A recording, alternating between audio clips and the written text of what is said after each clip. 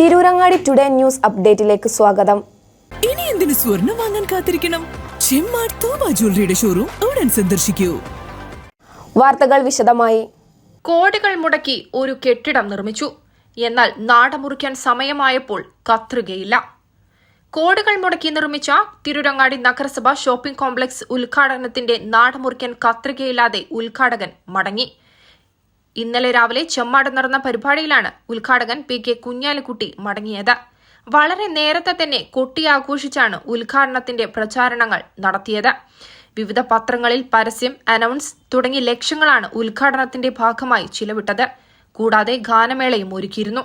ഉദ്ഘാടന പ്രസംഗം കഴിഞ്ഞ ശേഷം കെട്ടിട ഉദ്ഘാടനത്തിന്റെ നാടമുറിക്കൽ ചടങ്ങിലേക്ക് കുഞ്ഞാലിക്കുട്ടി എത്തിയപ്പോഴേക്കും കൌൺസിലർമാരും രാഷ്ട്രീയ പാർട്ടി പ്രവർത്തകരും തിക്കും തിരക്കും കൂട്ടി സ്ഥലം കൈയടക്കിയിരുന്നു. ഇവരെയെല്ലാം മറികടന്ന് നാടമുറിക്കാനെത്തിയപ്പോഴാണ് കത്രികയില്ലെന്ന് മനസ്സിലായത്. സംഘാടകർ പരസ്പരം പഴിചാരിയപ്പോഴേക്കും കുഞ്ഞാലിക്കുട്ടി നാടമുറിക്കാതെ മടങ്ങുകയും ചെയ്തു. News desk, Tirurangadi today.